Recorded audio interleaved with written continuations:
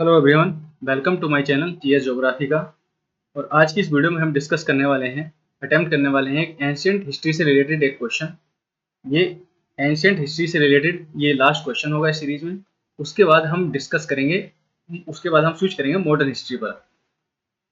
तो आज का जो क्वेश्चन है एंशिएंट हिस्ट्री से रिलेटेड है। क्वेश्चन है कि इंट्रोड्यूस द लिटरेरी सोर्सेस, यानी कि जो लिटरेरी सोर्सेज हैं, किताबें हैं for the study of ancient Indian history, जिनसे हमें इंडियन जो एंशिएंट इंडियन हिस्ट्री है उसकी स्टडी के बारे में पता चलता है। एंशिएंट इंडियन हिस्ट्री में क्या क्या था, तो वो एक जो लिटरेरी सोर्सेज हैं, किताबें हैं, वो हमको उसके बारे में बताती हैं।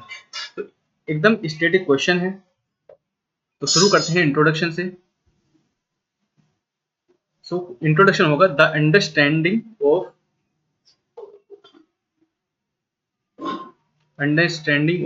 Ancient Indian history depends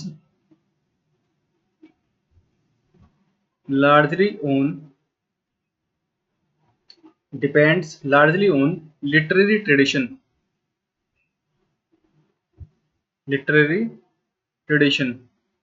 because systematic historical writing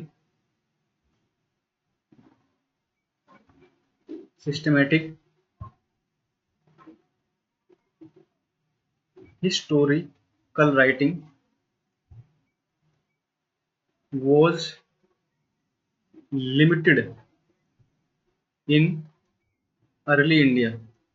क्योंकि जो सिस्टमेटिक जो हिस्ट्री रिपोर्ट्स की बात आती है, तो ये ज़्यादातर आपको जो मिलता है मोस्टली आपको ब्रिटिश पीरियड से स्टार्ट होता है। क्योंकि जो ब्रिटिश लोग हैं वो रिपोर्ट्स रखने के बहुत ज़्यादा हर चीज़ का वो अपने पास एक रिकॉर्ड रखते थे।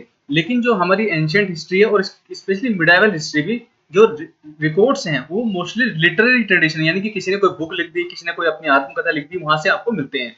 तो the understanding of ancient Indian history depends largely on literary tradition because systematic historical writing was not in मतलब प्रीवेलेंट एट दैट टाइम। और जो सोर्स हैं ये प्रोवाइड करते हैं ना, दीज सोर्सेस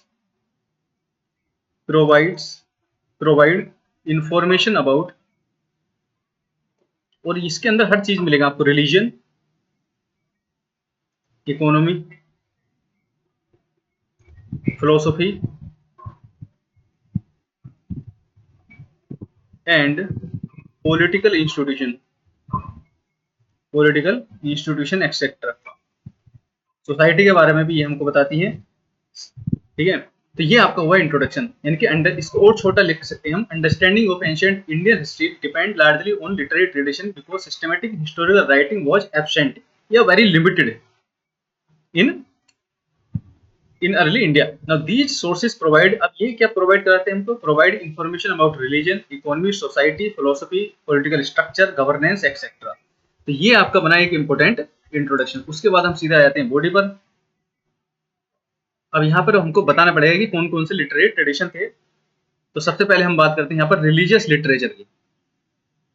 इसको ब्रेक करना पड़ेगा हमको। रिलीजियस लिटरेचर, तीन तरह के literature, religious literature, scientific literature और आपका सेकुलर लिटरेचर। तो सबसे पहला पॉइंट है रिलीजियस लिटरेचर।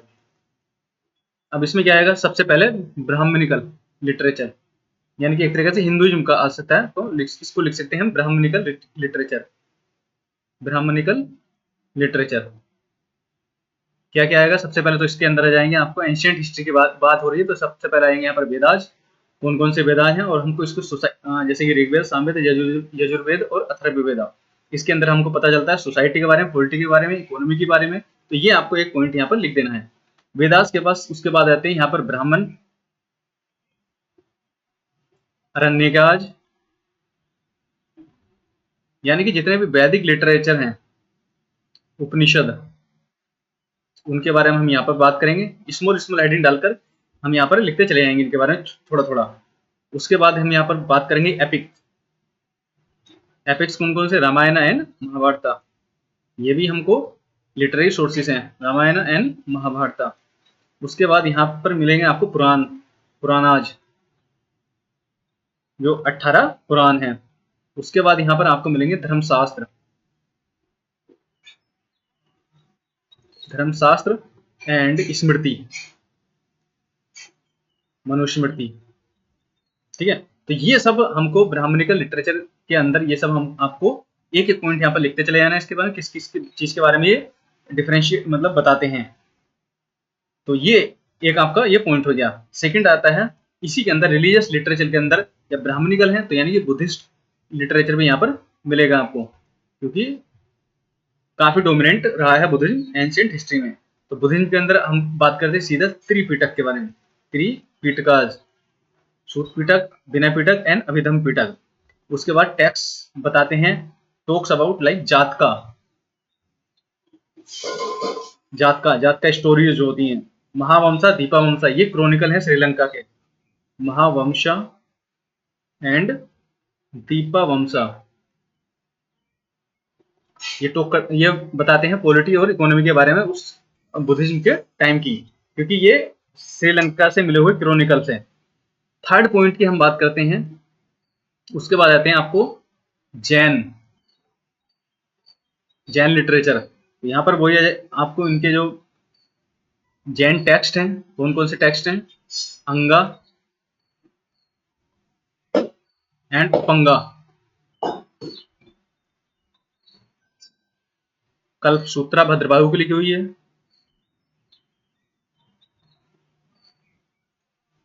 ये इनके टेक्स्ट हैं जो हमको बताते हैं एंशिएंट हिस्ट्री के बारे में, पॉलिटी के बारे में, इकोनॉमी के बारे में, गवर्नेंस के बारे में, और पॉलिटिकल इंस्टीट्यूशन के बारे में, किंगडम के बारे में, जैसे मगध की यहाँ पर बात होती है। सेकंड पॉइंट यहाँ पर रिलीजियस लिटरेचर हो गया। अब हम आते हैं सेकुलर लिटरेचर पे। सेकुलर लिटरेचर के अंदर सबसे पहले तो हम पहुंचेंगे एंशिएंट हिस्ट्री में। एक है राजतरंगिणी,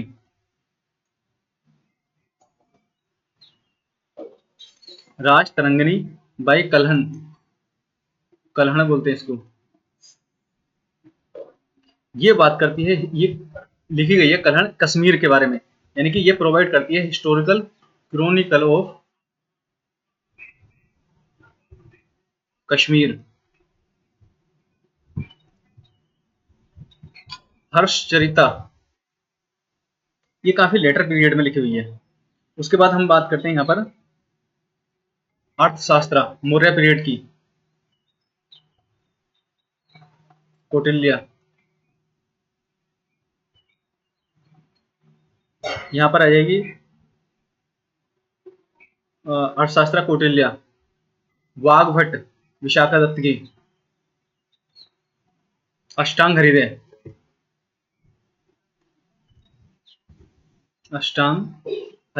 वाघभट्ट। तो ये हुआ आपका सेकुलर लिटरेचर। उसके बाद third point scientific literature. Scientific literature के अंदर आपको मिलेगा यहाँ पर आर्यभट्ट एंड वराहमिहिर। ये साइंटिफिक डेवलपमेंट है, मैथमेटिक्स पे यहाँ पर काम किया था इन्होंने। उसके बाद हम यहाँ पर ये आपके तीनों तरह के लिटरेचर हो गए हैं, religious literature, scientific literature and secular literature. उसके बाद हम बात करते हैं फॉरेन लिटरेचर की।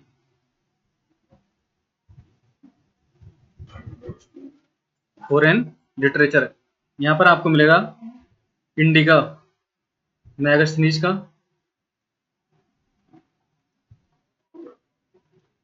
उसके बाद आपको मिलेगा फैयान,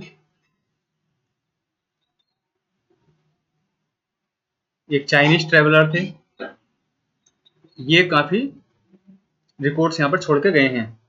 उसके बाद आपको यहाँ पर मिलेंगे अल-बरूनी, किताबुल हिंद। मार्को पोलो भी साउथ इंडिया विजिट किए थे, वहां से आपको मिल सकते हैं लेटर पीरियड में। तो ये सब एंशिएंट हिस्ट्री के टेक्स्ट हैं, लिटरेरी सोर्सेस हैं, जहां से आपको यहाँ पर इंडिया की एंशिएंट इंडियन हिस्ट्री की जो स्टडी है उसको वो पता कर सकते हैं। उसके बाद सिंपल हम पहुंचते हैं कंक्लूजन पे। अब इनसे हमको पता क्या चलता है, तो ये क्या है, हमको जो मॉडर्न हिस्ट्री के हिसाब से, यानी कि जो अभी करंट में हम उसको एनालिसिस करते हैं तो हमको पता चलता है कि उस समय पर क्या पॉलिटी थी, क्या कैसा वहाँ पर सोसाइटी थी, कैसे लोग वहाँ से इवोल्व होकर अभी मॉडर्न प्रेजेंट टाइम में आए हुए हैं। तो यानी कि जो लिटरेरी सोर्सेज हैं ये क्या है, एक तरह का ये form the literary sources form the backbone of ancient Indian historiography. Now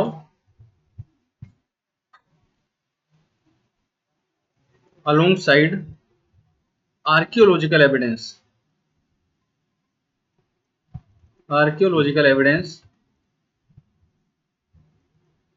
they help reconstruct a comprehensive picture of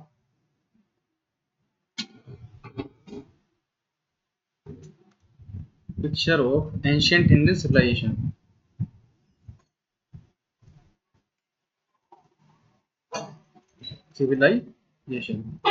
तो ये आपका कंक्लूजन होगा, यानी कि जो लिटरेरी सोर्सेज हैं from form the backbone of ancient Indian historiography along side archaeological evidence, जो अभी आर्कियोलॉजिकल सर्वे ऑफ इंडिया करता है, they help reconstruct A comprehensive picture of ancient Indian history के, वो टोटलिटी में किस तरीके की सिविलाइजेशन थी या किस तरीके का वो पीरियड था।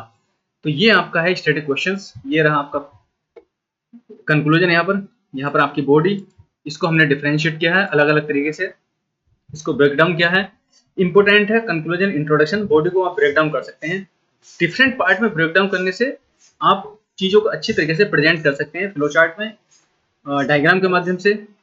तो इसलिए इस तरीके से आपको इसको ब्रेक करना है। जैसे रिलीजियस लिटरेचर को मैंने यहाँ 3 पार्टों में ब्रेक किया है। जो डोमिनेंट रिलीजन थे उस समय की, जैसे कि ब्राह्मणिज्म था, बुद्धिज्म था, जैनिज्म था, इसको इस तरीके से ब्रेक किया हुआ है। उसके बाद आपको जो लिटरेचर है 3 तरीके से है, रिलीजियस, उसके बाद आपको सेकुलर लिटरेचर मिलेगा, जैसे कि कालिदास भी इसी के अंदर आ जाते हैं गुप्ता पीरियड के अंदर। बहुत सारे इसमें लिटरेचर हैं जो मैंने छोड़ दिए हैं, उनको आप इसमें डाल सकते हैं, सेकुलर लिटरेचर के अंदर आते हैं। उसके बाद यहाँ पर साइंटिफिक लिटरेचर भी बहुत ज़्यादा है, आर्यभट्ट है, वराम हीर है एंड अदर हैं, ठीक है। उसके बाद फॉरेन लिटरेचर आपको यहाँ पर मिलेगा, जो फॉरेनर्स यहाँ पर ट्रैवल करने के लिए आए थे या फिर यहाँ पर आकर बस गए थे, उन्होंने यहाँ पर बहुत सारी बुकें लिखी हैं। तो ये था आज का एंशिएंट हिस्ट्री से रिलेटेड क्वेश्चंस।